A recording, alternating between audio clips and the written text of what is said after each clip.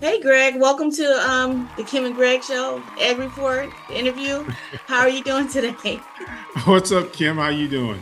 Doing pretty good. How's your weekend been going so far? My week it's been pretty good. Okay. Of course, these guys throw stuff at us every week, but sometimes I take a break. Like yesterday, and as of today, I haven't done a post because I was working on another solution from the meeting that you and I attended this weekend. Mhm. So every now and then, you got to take a step back from all of this politics and all the hate that's out there.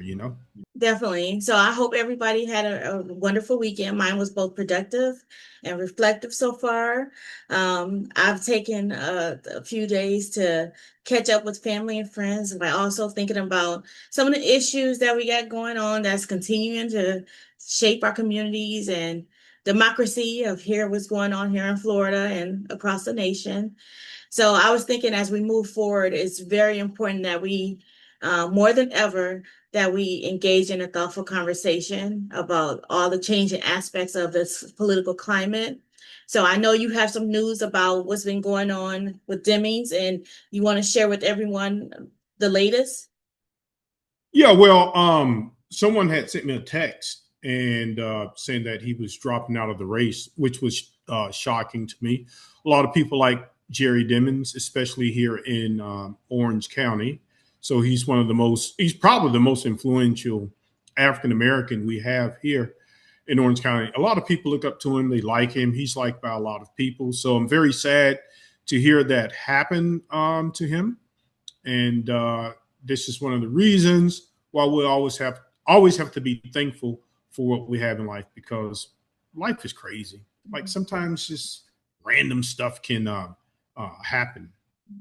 Yeah, I mean, it's really unfortunate. It was breaking news, from the moment he dropped out to, still now everyone is trying to figure out who I should vote for and who's going to step in. So with the upcoming elections and campaign season on the horizon, understanding all the issues that's going to help us stay informed right now, and we have to get people participating and more engaged now even more because they're going to be looking at names that's unfamiliar to them. And I know Demi's, he's been really important in the community here in Florida. So do you have like some of the obstacles that may happen since he's dropped out and who's going to be running? There's David Jolly. I think he's the front runner, and there's another young lady. I don't know her name. I need to make sure I do my research better next time, guys. But I think he's the front runner. He's picking up some steam now. He does a lot of events, and in particular, I kind of like his stance. Especially, there's something near and dear to me, which is my dear alma mater, FAMU, because we're having some issues up there. Mhm. Um, and so David Jolly, hopefully, if we get him in there, he can sort of reorganize some of the attacks that have been happening at Florida universities. So hopefully, right now, I mean, I'm going to support Jolly unless someone else wows me. What do you think? I mean, you know what? Just understanding who Demings was. I know for the people who's tuning in, and this may be your first time listening, Jerry Demings, he suspended his campaign for Florida governor to undergo treatment for prostate cancer. His Mhm. departure has completely reshaped the Democratic field. So essentially, it's clearing the path for former Congressman David Jolly to secure the Democratic nomination. So David Jolly is now a clear runner from what I'm understanding for the Democratic ticket. So for those of you who's going to be voting, they're thinking Jolly until we figure out who else is going to be running. But we know we want to go blue, which is for the Democratic ticket. So the strategy from what I've understand and heard and read up on is that Jolly is running for the affordability platform, aiming to appeal moderate, independent, and crossover voters. Um, he's entered the late spring stretch with a massive fundraising that has a lead over the rest of the Democratic field. So he has a ton of money. He has a ton of money to Yeah. spend. Yeah. Not as much as Byron Donalds, man. Those Republicans, they know how to raise money, but that guy, I definitely don't want him being elected. Mhm. His wife, she owns a charter school company. A lot of people, they don't know about this. And Mhm. right now, a lot of schools are closing down in Florida because of the vouchers. They actually give rich people money to help pay for private school. Mhm. Also, a lot of parents are homeschooling their kids. That's taking a lot of money out of the public school system. Mhm. There's another, I think his name, Bruce Anton, yesterday said that people aren't having as many children. And a lot of the traditional public schools are losing students to the charter schools. And a lot of people seem to think that Byron Donalds and his wife are about to become richer, right? Mhm. Because she owns a charter school company, and I already know they are big backers of charter schools. And I believe in public schools. I would hate to see us lose a lot of our public schools. For that reason, I will not vote for that guy. And he's backed by Donald Trump. Once Trump gives you an endorsement, you are going to be exactly like a mini Trump. And I don't like any of his policies. Mhm. Well, we know Trump, or I'm sorry, we know Trump is not Trump is okay. Trump is okay. Trump. Okay. Well, let me tell some of the viewers about who Byron Donalds is, okay? Um, Okay. Florida has treaded heavily Republican in recent statewide elections. So Byron Donalds is with the GOP, which stands for the Grand Old Party. Um, U.S. Rep. Byron Donalds is dominating the Republican Party right now. So he's backed by the state's conservative establishment. So that is the, as you said, Donald Trump's campaign party. So he's outraised a lot of the competition. Oh, yeah. They have a So lot of money. there's a survey that was done by the University of North Florida, which gives Donald's noticeable early lead in hypothetical general elections matchups through the faces that significantly impact the competition. So the competition is going to be possibly outrun by campaign money because we know Trump, he's able to raise a lot of money. So, Yeah. and Yeah. then normally when he, say, hey, I'm going to get behind somebody, a lot of times they end up winning. So that's why Yeah. it's important to get everyone engaged and to know who Hmm. these people are going forward. Yeah, money is definitely not an issue for these guys, right? So, and you bring up an interesting point. And full disclosure, guys, Kim and I, we went to a meeting yesterday. It was the fierce urgency of now, and it's a coalition of all the organizations, particular African American organizations who have a mutual interest in winning elections. And it was sad to say, Kim, yesterday we heard that we could win these elections, but a lot of people aren't voting. But I think in particular, a lot of Black people are not voting. I think a lot of people have just given up. So, what are some things you think that we can do to get these people out to vote in our local elections and also in the governor's election? I'm glad you brought that up, and it was discouraging, yet it was very good to be there and be present in the moment. Hmm. I think they have some affiliation with the NAACP, correct? Yeah, it's NAACP, it's the Okay. Black Caucus, it's the Voters League. There were a lot of organizations. I met there was another guy, he was representing a fraternity. So Mhm. it's just all of the caucuses, groups, and organizations coming together because a lot of us, we have a lot of things going on, but we're not talking to each other. And Mhm. so there are opportunities where we can help each other. Like, for example, the Orange County Democratic Black Caucus, they do a lot of phone banks, just started an aggressive door knocking campaign. And Yes. so other organizations can come in and help, and we can also help them. Absolutely. And leading back to the question that you initially asked me about what we can do, it's very important that you get involved in your local community. Hmm. Some Hmm. way with the elderly, finding out the important election dates that's coming up. So we have August 18th coming up. Hmm. So help people get registered to vote. Yep. Yeah. help people get acclimated to the dates of when they need to vote and how long they'll have to vote and how long they can, you know, they have to be in line or whatever the case may Yeah. be, but just letting people know the dates of voting. Share reliable election information. So Hmm. you can always go to I think there's a website. There is voteorangeflorida.gov. Is that the way I Yeah. believe that is the Yeah. And you website? can also go to the supervisor of elections website. They have a lot of good information on that website about all of your local elections as well as the governor's election.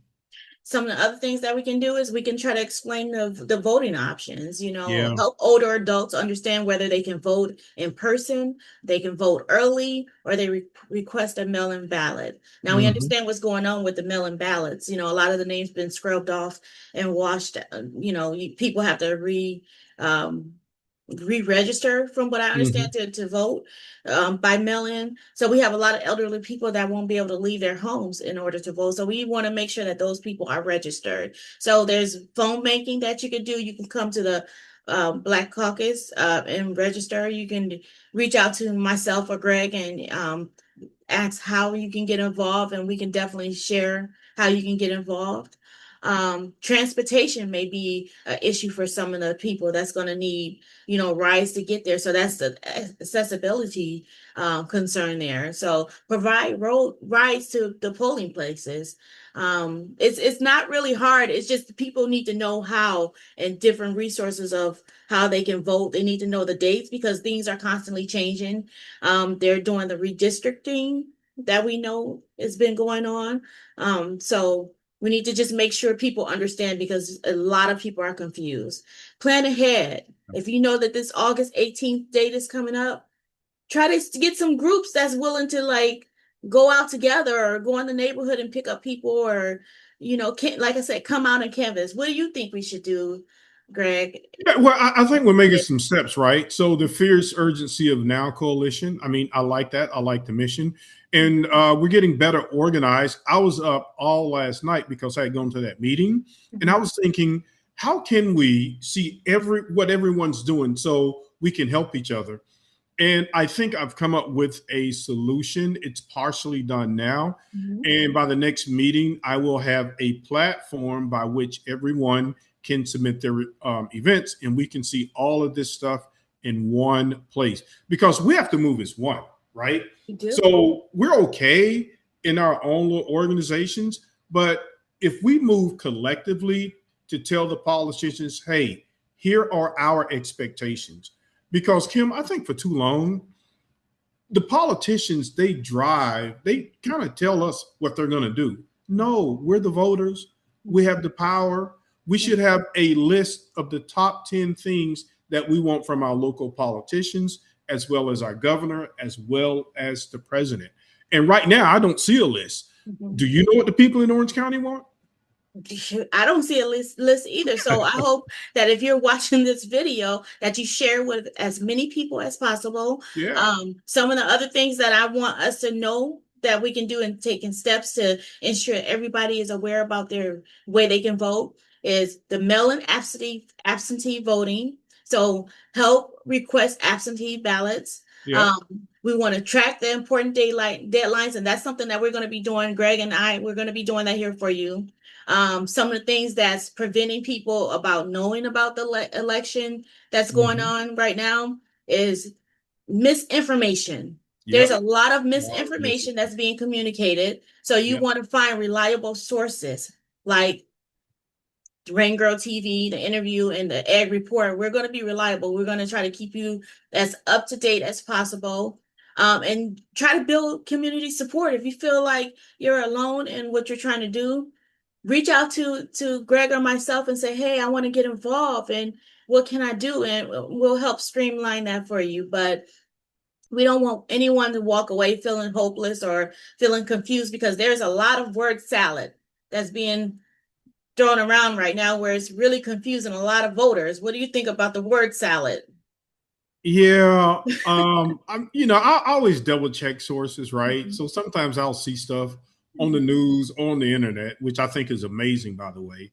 I Mhm. think the internet is really going to become the new landscape for media, because a lot of the big companies now, like CBS and ABC, they are being bought by these billionaire MAGA supporters, and they're pretty much telling the people what they want them to know, not what the people should know. So I like the internet for that reason. I like what we're doing. A lot of times information is faster, and you have some really talented people out there that really know their stuff. But whenever I see something, I don't care who says it, always double check it, because it's just too much fake information out there these days. And I always like to make sure it comes from a reliable source, Absolutely. some things that you can trust. Absolutely. We have to combat the misinformation that's being put out there on the internet, social media. Um, we have to encourage our seniors, and this is going back to how we can help like elderly people get involved and know the dates. And a lot of them do know. Don't get me wrong. It's not like the elderly people don't know, but as when we were out canvassing, there was a lot of people that was also just tired and frustrated and, Yeah. kind of, yeah. So one thing that I really want, and we'll get information out there about this, is encourage your seniors to verify their election information through Yeah. the official election offices and trusted and secure sites. So we're making calls, and we invite you to come and make calls with us. Like we'll provide our contact information, but some of the important principles that we want everyone to really look at and refer to is when you're helping the older adults vote, the goal is to support access and not influence their choices. We're all about free choices. We just want people to be informed here. So Mm-hmm. the Mm-hmm. ballot selection should remain entirely their own. So Yep. when Yep. they're if you take someone out to vote, just make sure they are able to fill in and vote on their own. We do want people to vote blue, of course, but we just want to make sure, because they're going to be a lot of lawyers, there's going to be a lot of drama at the polling places, there may even be some ice. So Yeah, it's unfortunate, man. You know what? It's so unfortunate. But now I don't trust these Republicans. They're liable to do anything. They anything. have shown they will do absolutely anything. So think of now. I'm at a point. Think of the worst thing that can happen, and the Republicans, they will do it. Mhm. No doubt about it. Mhm. And there's an episode that's coming up on my show where it's showing Trump is falling asleep, and Oh it's yeah, yeah. He's been like doing that a lot. he's been just falling asleep while he's on the job, and people have to start looking at like the man that's in the office. Like this man literally does not care about people. There's people that's losing health insurance. There's people that's um they're losing health insurance in the middle of cancer treatments. There's Hmm. people that can barely buy groceries. And Hmm. if we can't agree on anything else about Trump or whatever, let's agree that the gas prices are too high. Yeah, Let's agree on that. and the grocery prices The too. grocery prices, I mean, Because where I normally shop, I think I'm gonna have to start going to another place. I don't want to give them credit, so I'm not going to say them. But I'm only going to go to this one place to get my meat and vegetables, and all of my other stuff like toothpaste, soap, honey. I'm going to get that somewhere else, because the place where I normally shop, they are too high. It is just it's just crazy what this man has done to this economy, but yet a lot of people still support him. I'm not going to bash them, right? Because everybody has a right to vote for whoever they want to vote for.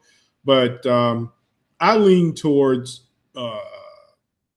politicians and people who have a focus on helping people. Because growing up, a lot of people helped me. I received a lot of help. So it's only fair that I give back and try to help those people. So if there's a policy that helps people, I'm all for that. so do we have some important dates that's coming up, and I like to share you guys some dates to remember. So the Orange County Democratic Black Caucus invites you to our 2026 political hobnob. Join us. Join the Democratic candidates, the community leaders, and engage with the voters for an evening of conversation, connection, and civic engagement. The date is Thursday, July 30th, 2026 at 6 o'clock p.m. to 8 o'clock p.m. We're going to be in Winter Park, and we'll put the address and the information. We'll share it as we go through the month of June, but we just wanted to center on that date so you can start planning ahead. July 30th is going to be a big day. So I'm hoping that a lot of people can come out and support that event. It's going to be a lot of fun, and it's going to be some interesting people there.